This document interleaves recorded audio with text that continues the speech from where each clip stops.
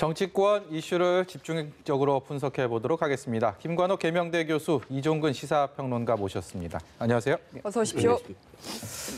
저희가 지금 좀 전에 국회 연결을 해서 지성 기자를 통해서 방금 들으신 것처럼 차명진 미래통합당 후보에 대한 미래통합당 윤리위의 결정, 어제까지는 제명이 되지 않겠나라는 게 중론이었는데 이게 탈당을 권유한다라는 결정이 나왔습니다. 여기에 대해서 차명진 후보는 현명한 결정에 감사한다라고 얘기를 하면서 선거까지 완주하겠다라는 뜻을 밝혔는데요. 일단 이 결정의 의미를 좀 듣고 싶습니다.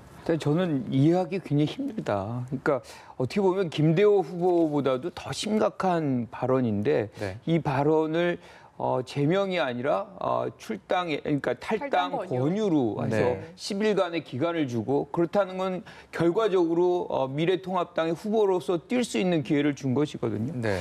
저는 이 부분에서 김종인 위원장이, 선대위원장이 이미 한심한 결정이다. 예. 통합당 후보로 생각 안 한다. 뭐 이렇게 얘기한 거가 맞다고 봐요. 그런데 이것을 했다는 것은 저는 기본적으로 강경 미래통합당 지지자들의 눈치를 본 결과다. 그러니까 결국에는 이것을 여기서 이제 차명진 후보까지를 제명을 할 경우에는 그런 목소리들이 실질적으로 이제 눌러지는, 네. 즉 이 지지 세력을 결집시키는데 조금 부작용이 발생할 수 있다. 뭐 그것을 우려한 것 같은데 저는 그것을 우려한 만큼 중도 영역에서 확 빠져나갈 가능성이 매우 높다라고 보는 거예요. 예. 이 얘기를 저는 윤리위원회에서도 뭔가를 이렇게 결정할 때 차명진 후보가 얘기했던 거는 잘못된 것이라고 규정을 하고서 이런 결정을 했다 그러면 좀 나을 텐데 예컨대 그런 과정도 없어요. 그렇다는 건 거꾸로 얘기하면 차명진 후보가 얘기했던 것이 결국에는 미통당이 부정하지 않는다라고 해석할 수도 있는 거거든요. 예. 저는 이건 굉장히 심각한 문제고, 세월호 사건은 우리가 얼마나 고통을 받았습니까? 예. 이 부분을 아직도 이렇게 다른 생각을 하고 있다는 것을 허용한다는 것으로 받아들여지기 때문에 저는 이해할 수 없는 이 결정이다, 이렇게 생각합니다. 예. 이종근 평론가님이요. 일단 통합당 윤리위에서는 부적절한 발언이다라고 전제는 했습니다. 네. 그런데 이 당시에 이제 토론 과정 속에서 상대방 후보의 부적절한 발언에 대한 반응으로 이렇게 이야기를 했기 때문에 김대호 후보와 어떤 형평성에 비추어 봤을 때 이 발언에 어떤 그 순간적인 나올 수 있는 상황을 감안해야 된다라는 뉘앙스로 이야기를 했습니다만, 문제는 이 당이 지금 전략적으로 이런 판단이 옳으냐, 정무적으로 판단이 옳으냐는 것도 사실은 생각을 해봐야 될 것 같아요. 무슨 얘기냐면 지금 투표가 얼마 남지 않지 않았습니까? 네. 지금 예를 들어서 그 투표일부터 일주일 이내로 마음을 바꾸는 그런 층을 스윙 보터라고 보통 이야기하는데 네. 그 스윙 보터가 부동층으로 약 한 지금 27, 8% 여론조사 기관마다 다 다르지만 최소한 4년 전의 부동층, 같은 시기의 부동층보다 평균 5%포인트 이상 높다고 얘기를 해요. 그만큼 일주일 동안의 마음을 바꿀 수 있는 상황이 더 높다는 건데, 그 상황 속에서의 상황 관리를 해야 되고, 첫 번째. 두 번째는 수도권입니다. 지난 4년 전에 이 통합당의 전신인 새누리당이 패배했다고 이야기하는 건 두 가지예요. 하나는 수도권의 참패, 두 번째는 PK. 그러니까 영남 속에서 부산. TK가 PK, 특히 부산 지역에서 낙동강 벨트 그런 서쪽 벨트를 완전히 잃어버렸다라는 이 두 가지가 가장 큰 이 패배 요인이라고 얘기한다면, 수도권을 잡기 위해서 사실 그 중도층을 잡기 위해서, 중산층을 잡기 위해서 어떤 노력도 지금 해야 되는 시기에 이 메시지 관리에 실패한 상황. 그러면 이것을 빨리 사실 엄단을 했어야 됐는데 당이 전략적으로 지금 판단을 잘못하고 있다고 저도 봅니다. 그 지도부끼리도 지금 약간 입장이 엇갈리지 않습니까? 김종인 위원장 같은 경우에는 뭔가 굉장히 격려했다고 알려지고 있고, 황교안 대표는 근데 윤리위의 뭔가 독자적인 권한을 인정하는 듯한 뉘앙스로 발언을 해서. 네, 그렇습니다. 사실 이제 당원 당규에 따르면 윤리위는 독자적으로 판단을 하게 만들었죠. 윤리위 그건 뭐 황교안 대표의 표현이 맞는데, 그럼에도 불구하고 아까도 말씀드렸지만 선거라는 것은 정당의 가장 비상한 시기예요.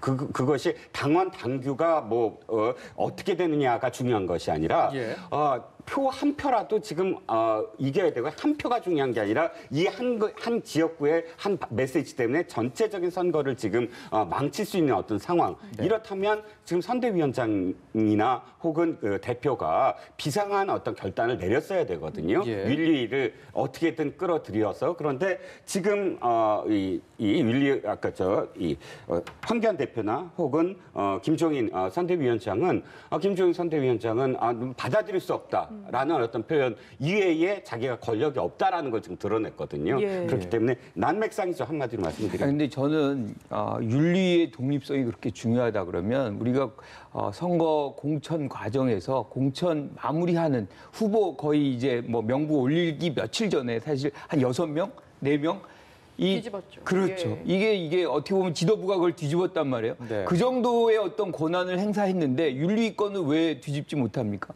지금도 사실은 김종인 선대위원장이 이거를 재심하라고 윤리위에다가 경고를 하고 이렇게 하지 않으면 이것은 계속 갈 수밖에 없는 것이고 그리고 이 분들이 다 수도권의 후보들이에요. 지금 수도권이 안 좋다 그러면서 수도권 후보들 이렇게 놔두는 거는 스스로 선거를 얼마나 잘 치르려고 하는지에 대한 의구심을 갖게 하는 이런 결정 아닌가 그렇게 생각이 드네요. 네, 이번 일련의 사태에 대해서 지금 특히 통합당 윤리회 결정에 대해서 법률권 일제히 비판을 하고 있습니다. 뭐 면죄부다, 꼼수 징계다라는 얘기하고 있고요.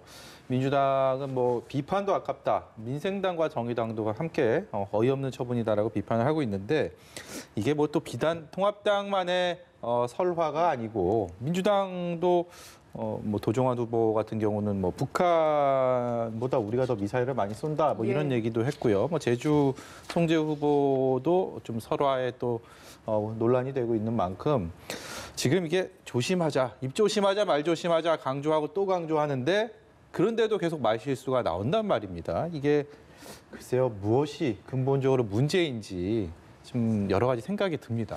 그러니까 선거의 과정 속에서 사실은 상황을 자기에게 유리하게 가져가려고 또 어떤 상황에서는 뭔가를 모면하려고 그러니까 도 후보 같은 경우는 사실은 뭐 정우택 후보가 우리가 너무 이렇게 좀 밋밋하게 나가는 거 아니냐.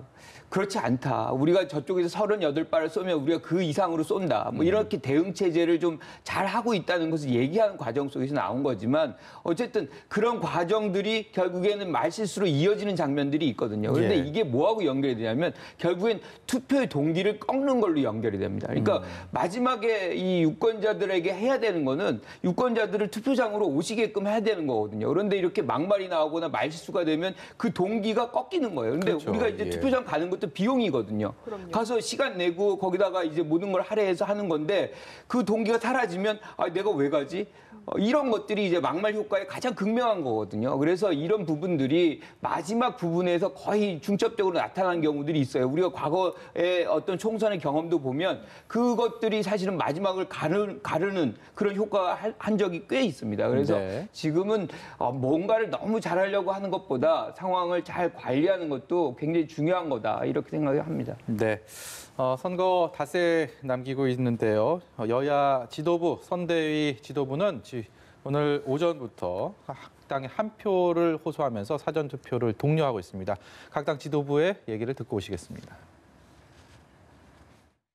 아무리 마음속으로 문재인 정부가 잘한다 생각하셔도 투표를 해야 민주당과 시민당 후보가 당선이 됩니다. 꼭 투표장에 나오셔서 투표해 주시기를 바랍니다. 안정적인 제1당이 되려면 아직 2%가 부족합니다. 수도권 민심이 아직도 그렇게 크게 움직이는 것 같지 않아서 저희들이 굉장히 걱정을 하고 있습니다. 수도권 유권자들께서 좀 이 정권 심판을 위해서 앞서 주실 것을 저희들이 희망하고 있는데 마지막까지 최선을 다해서 저희들이 후보들과 함께 유권자들에게 가슴에 와닿는 소리로 투표장에 모시고 나가는 목표를 세우고 열심히 하고 있습니다.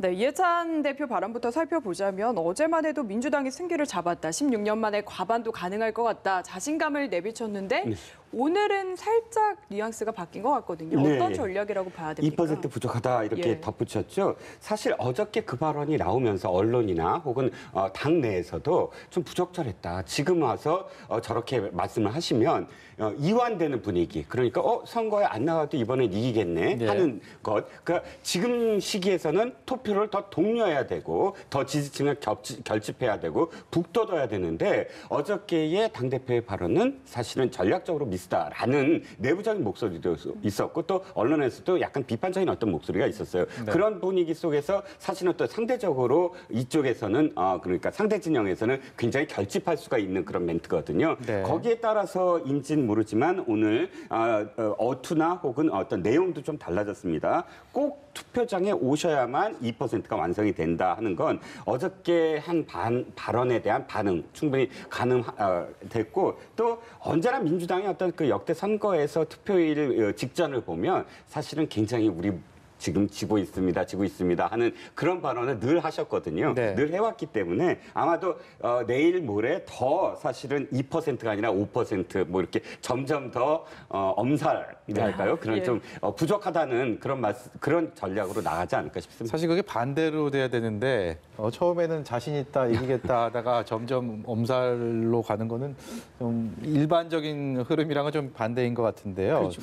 이게 지금 말씀하신 것처럼 뭐 민주당에서는 흐름 자체는 좋다고 보고는 있는데 그렇다 하더라도 선거 때가 되면 조금 더 힘들다 많이 찍어달라라고 이렇게 민심을 호소하면서 뭔가 지지층을 더 결집하는 게 일반적인 모습이었단 말이죠. 근데 지금 이해찬 대표 이런 태도. 근데 반면에 통합당에서는 들으신 것처럼 이진복 위원장의 얘기가 수도권에서 굉장히 힘들 것 같다라는 얘기를 하는데 이거는 또 그냥 그대로 또 와닿는 부분이 어느 정도 있는 것 같아요. 왜냐하면 또 차명진 후보의 이런 막말 문제들은 뭐 통합당에서 뭐 그렇게 좋은 시그널이 별로 없기 때문에 이 두 분의 얘기를 어떻게 보십니까? 그러니까 유리한 상황이라 그래도 우리가 일당된다 그렇게 전략을 짜는 사람은 없어요. 그런데 어제 이해찬 대표 얘기는 거의 표 상당 부분 이제 떨어뜨리는 장면이었다라고 저는 생각을 하고 그거를 아주 빠르게 입장을 바꾼 거는 그나마 다행이다. 예. 네. 결국에는 지금 마지막에 이제 유권자들한테 지지층에게 해야 되는 거는 뭐냐면 투표 효능감을 느끼게 해드려야 되거든요. 그러니까 당신이 나와야만 투표해줘야만 우리가 일당됩니다.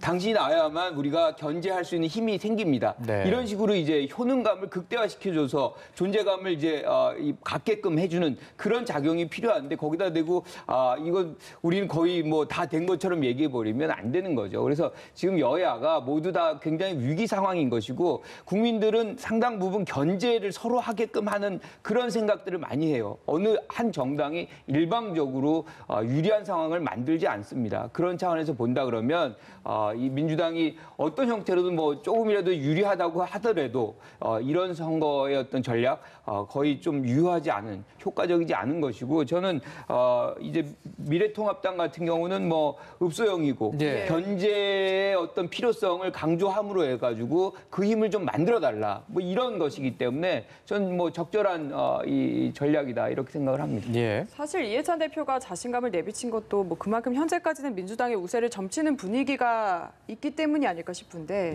그래도 또 막판까지 알 수 없는 게 총선이 아닐까 싶습니다. 네.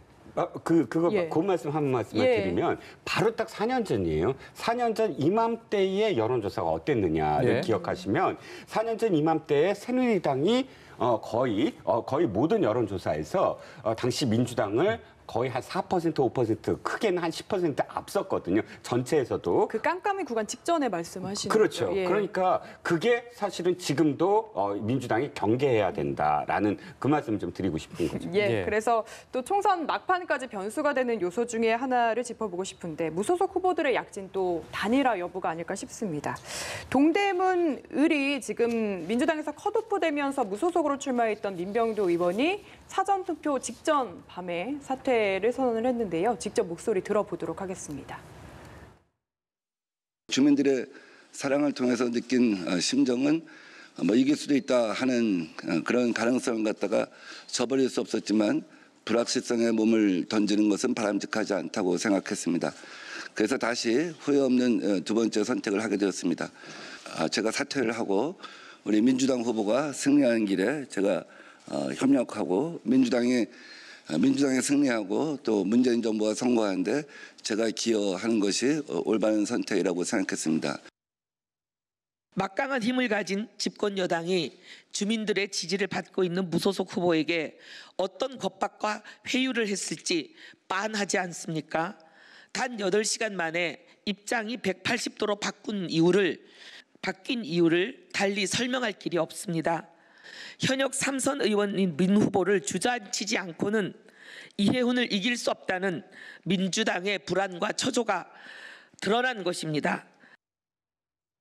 네, 일단 무소속의 민병두 후보는 명예를 회복했다라고 하면서 민주당의 장경태 후보의 지지를 선언하면서 민주당 입장에서는 좀 한숨 돌렸다라고 볼 수가 있을 것 같고, 반면에 지금 들으신 것처럼 이해훈 후보는 원치 않는 양자 대결 구도를 가져갈 수밖에 없는 이 상황을 맞게 됐다라고 분석할 수 있을 것 같은데요. 어떻게 보십니까? 겁박했다는 건 아닌 것 같아요. 이 겁박이라고 하기에는 민병두 후보의 어떤 계산이 충분히 있었다. 저는 이렇게 판단하거든요. 만약에 지금 이제 나온 지지율이 거의 혼전 상태다라고 한다 그러면 저는 이 민 후보가 사퇴 안 했을 가능성이 있다. 그리고서 당선돼서 민주당으로 돌아갈 그런 시나리오를 선택했을 가능성이 있는데 그것과 조금 못 미치는 장면이라고 본인이 판단한 것 같아요. 네.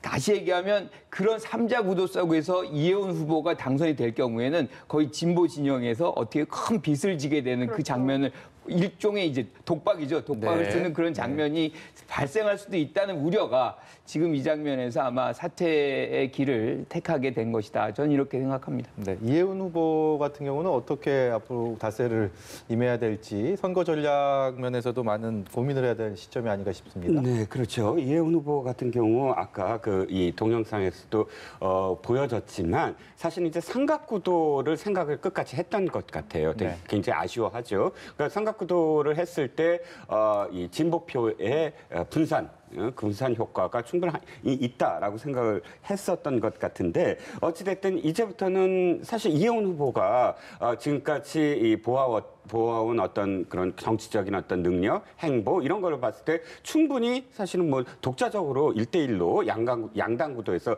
할 수 있다고 생각을 했기 때문에 동대문에 가지 않았겠습니까? 네. 삼각구도를 생각하고 동대문에 가지는 않았을 테니까요. 네. 그렇다면 뭐 이제부터는 떳떳하게 자기가 자신의 어떤 모든 걸 다 보여야 되겠죠. 예, 알겠습니다. 이번에는 PK 지역 중에 부산 진갑으로 가보도록 하겠습니다. 이곳도 중진 대 중진의 대결이 펼쳐지고 있습니다. 지금 민주당의 김영춘 후보 그리고 통합당의 서병수 후보가 정말 초접전 양상인데 그래서 무소속 지금 정근 후보가 주목을 받고 있는 것 같아요. 그렇죠. 그러니까 중진 대 중진에다가 선대위원장 대 선대위원장입니다. 그래서 여기서 누가 이기느냐가 어떻게 보면 파급 효과가 굉장히 크다. 그 지역에. 네. 그런데 이제 지지율 차이가 그렇게 크지 않다는 게 이제 문제잖아요. 그런데 거기에 한 분이 계세요. 무소속으로 나오신 정군 후보인데 예. 지금 그 격차, 즉 1위와 2위의 격차보다 더 많은 지지를 받고 있다는 것이죠. 네. 그렇다는 것은 이분이 어떻게 사퇴를 하느냐 또는 어느 쪽으로 단일화를 하느냐 뭐 이것이 큰 변수로서 작용을 할 수 있다라고 보는데 네. 근데 제가 보기엔 이 정군 후보가 요번만 나오신 분이 아니에요. 예. 그러니까 19대에도 나오셔가지고 24.7%라는 득표율을 보인 상당한 적이 있습니다. 득표율이네요. 그렇죠. 그러니까 지역 내에서는 이미 많이 이름이 알려지신 분이고 그렇기 때문에 지금 완주한 경험이 있는 분은 결코 중도에서 사퇴하는 경우가 그렇게 많지 않거든요. 그래서 저는 이 부분에서는 변수가 안 될 가능성이 있다. 왜냐하면 완주를 할 가능성이 있기 때문에 그렇다 그러면 거의 양강 구도 속에서 두 분의 어떤 경쟁 속에서 뭔가 마무리가 될 것이 아닌가 뭐 이렇게 판단을 좀 합니다. 현재 사전 투표가 진행되고 있는 상황인데 오후 4시 기준으로 투표율이 전국 단위 9.74%. 아마도 이 전국 단위 동시간대 투표율 중에 최고치가 아닐까 싶은데요. 네, 그렇습니다. 이게 단순히 분산됐다고 봐야 됩니까? 아니면 전체 투표율 증가로 이어질 거라고 보십니까? 저는 투표율 증가로 이어질 것 같아요. 그러니까 이게 사전 투표라는 양상이 사실은 본 투표에서 투표를 할까 말까 고민하는 그런 네. 층들에게 자극제가 될 수가 있거든요. 네. 역으로 예를 들어서 사전 투표를 하는데 젊은 층들이 많이 갔다. 예를 들자면 이제 4년 전으로 비교를 한다면 어쨌든 20대, 30대가 많이 갔다고 한다면 예를 들어서 보수 쪽에서는 이렇게 얘기를 할 겁니다. 우리가 지고 있다. 우리가 불리하다. 네. 그래서 더 독려를 해서 뭐 50대 이상이 본투표에 더 나오게 만든다든지. 역으로 이번에는 또 그렇지 않은 것 같아요. 사전투표, 역대 사전투표는 사실 전문층들이 많이 갔는데 더 뭐 결과를 봐야지 정확하게 알 수 있겠지만 사전투표의 인식도가 굉장히 높아졌거든요. 예. 그래서 확대되는, 그러니까 층이 그 골고루 확대되는 그런 양상을 지금 보이고 있는 것으로 보입니다. 그렇다면 또 역으로 이 진보층에서도 야, 이게 지금 굉장히 정치적으로 핫 이슈가 되고 있다. 팽팽해질 수도 있겠구나라는 생각으로 본투표에서 또 자극이 될 수가 있거든요. 양쪽 다 자극이 될 수 있는 상황으로 본다면 사전투표가 본투표를 견인하는 선거가 될 것이다라고 조심스럽게 또 생각해 볼 수가 있겠죠. 네. 이번에는요, 저희가 그 정치에 별 관심이 없는 사람들도 이름만 듣고 얼굴만 보면 아는 그만큼 이름값, 인물값 하는 정치인들, 요즘 말로 뭐 셀럽이라고 합니다. 그런 그 정치인들이 과연 지금 지역구 어디에서 출마를 해서 또 현재 상황 어떤 선거운동을 펼치고 있는지, 현재 분위기는 어떤지를 좀 분석을 해보려고 하는데요. 먼저 서울 동작을, 이곳에는 나경원 미래통합당 후보가 있고요. 여기에 대해서 정치 신인인 이수진 후보가 민주당에서 나섰습니다. 나경원 후보 뭐 어떤 식으로든 간에 거의 대부분의 국민들이 아는 인물인데 저런 매치업, 현재 상황이 글쎄요 뭐 이렇게 어디에 한쪽에 크게 쏠리지는 않는 상황입니다. 어떻게 예상하십니까? 크게 치우치지는 않는데 원래 여기가 야당 후보들이, 지금의 야당 후보들이 선전하는 지역이에요. 그런데 지금 이 정도 된다 그러면 어떻게 보면은 여당이 약간 약진을 하고 있다, 이렇게 평가를 할 수 있을 것 같고요. 한 가지 오늘 이제 벌어진 일 중에 하나가 공화당의 후보가 지금 사퇴를 하면서 네. 지금 나경원 후보를 지지를 했어요. 그런데 중요한 거는 그 의미가, 그러니까 지지를 받고 있었던 그것이 이제 크면은 네. 이게 이제 하나의 어떤 이 추가적인 힘이 많이 될 텐데, 그런 측면에서 그렇게까지 영향력이 크지는 않을 것 같아서 기존의 어떤 양강 구도의 이 경쟁이 그대로 유지될 것 같다. 결과적으로는 저는 이 장면에서는 나경원 후보 같은 경우는 많이 알려져 있지 않습니까? 네. 특히나 이제 우리가 원내대표의 기관들이 있어요. 그 부분을 지역 유권자들이 어떻게 판단하느냐가 많이 이제 결정적인 역할을 할 것 같다, 이렇게 생각을 합니다. 네. 많이 알려진 게 오히려 약점이 될 수도 있다고 보시는 것 같습니다. 네. 어떻게 그런데 보시나요? 이 지역을 좀 이렇게 역대 그 그러니까 국회의원들을 보면 인물을 많이 선택을 하는 지역이다라고 표현되고 싶어요. 네. 보면 정몽준 의원이 여기서 됐고요. 그 다음에 거꾸로 이 민주당 쪽에서는 이계한 의원이 됐어요. 네, 양쪽 다 현대의 그렇죠. 어떤 그런 그 기업가들이다라고 표현되고, 또 노회찬 의원도 여기서 됐거든요. 그러니까 안 됐죠, 참. 떨어졌죠? 네. 노회찬 후보로만 나왔었죠, 제가 기억인데. 그래서 쭉 이 흐름들을 보면 상당히 인물을 선택하는데, 지금의 어떤 흐름이 사실 이 윤석열 검찰총장과 둘러싼, 또 조국 사태를 둘러싼 어떤 검찰에 대한 논쟁이 가장 첨예하게 상징적으로 이곳에서 지금 맞붙었다라고 볼 수가 있고, 그만큼 동작을 어떻게 선택할지 모르지만 이 동작 주민들도 앞으로의 어떤 지금까지 선택했던 것처럼 앞으로 동작을 대표하기도 하지만 전체적으로 어떤 인물을 우리가 선택할 건가, 인물을 주로 선택을 한다면 이수진이냐 나경원이냐는 건 마지막에 좀 봐야 되지 않을까, 뚜껑을 열어봐야 되지 않을까 싶습니다. 그 대구 수성을 같은 경우에도 무소속으로 뛰는 홍준표 후보 모르는 분이 없으실 것 같은데 여기는 지금 3파전이 펼쳐지고 있는 상황입니다. 어떻게 전망을 하십니까? 개인적으로 여기 나와 있는 이인선 후보는 저희 학교 교수입니다. 예. 지금 이번에 미통당에 이제 공천을 받아서 나가는데 거기에 이제 거물이 온 거죠. 네. 홍준표라는 전 대선 후보가 들어왔습니다. 그래서 굉장히 사실은 각축이고 여론조사마다 굉장히 많이 달라져 네. 나타나 있어요. 그래서 이걸 예측하기는 굉장히 어려운데 저는 이거라고 봐요. 결국에는 바람이 어떻게 부느냐. 그러니까 전체적으로 이 미래통합당의 어떤 선거 전체가 국면이 유리하다고 보면 홍준표 무소속 후보가 유리할 수 있어요. 네. 그러니까 한두 석 줄 수도 있고 결국엔 또 돌아올 것이라는 그런 어떤 전략적 판단을 유권자들이 할 텐데 만약에 전체 국면에서 미래통합당이 좀 불리하다. 그러면 한 석도 주기 싫은 거예요. 지금 이 전체적으로 경쟁이 진영이 벌어지고 있기 때문에 그럴 경우에는 미래통합당 후보가 유리할 수 있겠다. 이렇게 생각을 합니다. 네. 경남 산청, 함양, 거창 합천 선거구 이곳에는 현역 의원이 미래통합당 강석진 의원이 미래통합당의 후보로 공천을 받았는데 야권의 잠룡으로 또 꼽히는 김태호 전 경남지사가 무소속으로 나섰단 말이죠. 여기도 김태호 전 지사 역시도 정치 셀럽이라고 볼 수가 있는데 경합 열세의 모습을 보이고 있습니다. 네. 여론조사 기관마다 조금씩 다르지만 오차 범위 내에 있는 것도 있고 오차 범위 바깥으로 벗어난 부분도 있습니다. 그런데 이 부분도 사실 좀 전에 교수님이 말씀하셨듯이 홍준표 후보나 김태호 후보의 운명은 통합당에 대한 영남권의 어떤 바람에 달려 있다. 예. 즉 지난번 선거와 다르게 이번에는 정말로 우리가 좀 더 많이 통합당을 지지해줘서 실질적으로 영남이 갈라선 선거에서 당시 새누리당이 불리했던 어떤 국면을 우리가 스스로 다시 바꿔보자라는 바람이 전체적으로 분다면 김태호 후보나 혹은 홍준표 후보의 그런 그 인지도 내지는 대중적인 어떤 그런 그 지지도를 극복을 할 텐데 만약에 그 바람이 불지 않는다. 대구도 그렇고 여기 경남도 그렇고 불지 않는다 그러면 가능성이 있겠죠. 그런데 양쪽에서 어느 쪽이 더 그 바람이 더 불 수 있느냐 하면 네. 저는 대구 쪽을 선택하겠습니다. 대구 쪽에서 더 강하게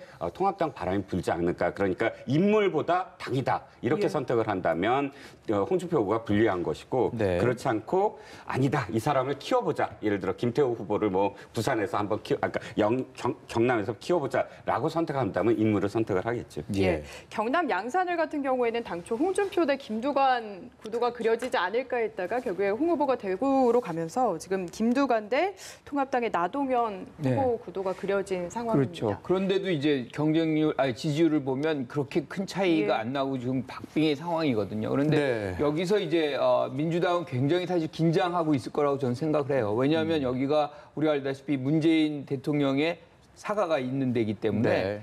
사실상 여기에 어떤 상징성이 있는 장소에서 그리고 김두관 후보 같은 경우는 김포에 있던 분은 사실 어떻게 보면 끌어내리는 거잖아요. 그렇죠. 거기에서 뭔가가 잘 안 된다. 그러면 굉장히 큰 타격이 있을 수 있기 때문에 아마 집중적인 지원을 하지 않을까 이렇게 생각을 합니다. 예.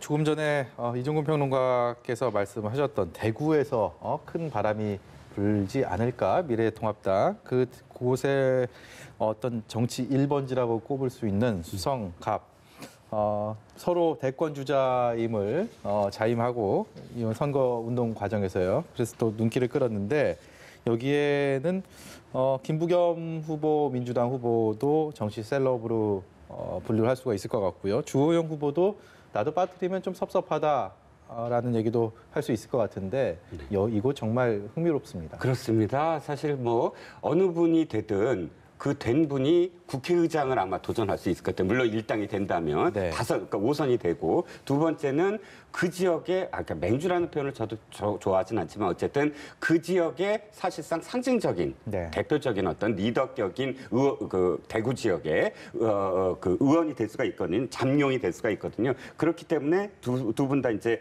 너무나 두 분 사실 친해요. 양쪽 집안도 친하고 네. 하긴 하지만 아주 굉장히 충돌이 있는데 문제는 양쪽 다 약간씩 결함은 있어요. 이를테면 김부겸 후보 같은 경우는 우리가 대권 잠룡이 되라고 시켜줬는데 사실상 4년 동안 성적이 좋지 않다. 네. 실질적으로 당내에서 그렇게 큰 인물이 돼서 돌아왔느냐 대구로 이런 어떤 질문이 있을 수가 있고 주호영 의원 같은 경우는 사실 지역구가 바로 옆이긴 하지만 지역구를 그렇게 옮긴 것에 대한 설득력 이 크지 않거든요. 그러니까 양쪽 다 이런 어떤 그런 그 단점을 어떻게 어떻게 극복하느냐에 따라서 또 달라질 것 같은데 이 지역만큼은 제가 단언합니다. 진짜 박빙으로 어느 분이든 박빙으로 이기지 않을까 싶습니다. 네, 이 평론가의 말씀이 맞는지 저희 함께 지켜보도록 하겠고요. 마지막으로 호남에서 한 지역구 살펴보고 싶은데 전남 목포의 현역인 박지원 후보가 아마도 가장 유명한 분이 아니실까 싶습니다. 그렇죠. 근데 지금 민주당의 김원희 후보에게 점점 여론조사 격차 자체는 좀 나는 상황인 것 같거든요. 그렇죠. 상대적으로 본다 그러면 인지도 차원에서는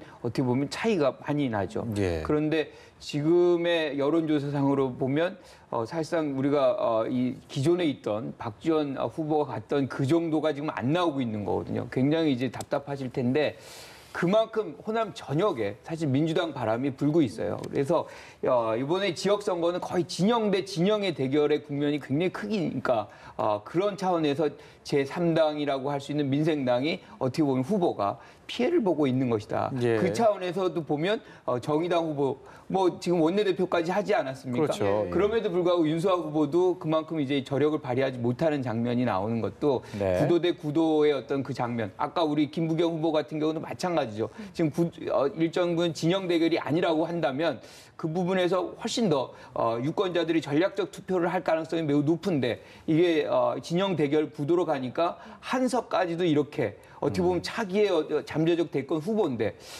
좀 아쉬움이 있는 부분이죠. 저희가 지금 다뤘던 얘기를 나눴던 그 정치 셀럽들은 사실 단순히 금패치 하나 더 다는 게 목표가 아니고 그 이후 정치 행보를 도모하는 다 계획을 갖고 있는 후보들인데 그렇다 해도 뭐 패한다면 거기에 대한 상처나 향후 행보의 걸림돌 분명히 있을 거라고 생각이 듭니다. 예. 과연 이런 분들이 또 총선 투표함을 열어봤을 때 어떤 결과를 안고 갈지도 여러분께서는 좀 흥미롭게 지켜보시면 될 것 같습니다. 오늘 말씀 여기까지 듣도록 하겠습니다. 지금까지 김관옥 계명대 교수, 이종근 시사평론가였습니다. 고맙습니다. 네, 잘 들었습니다.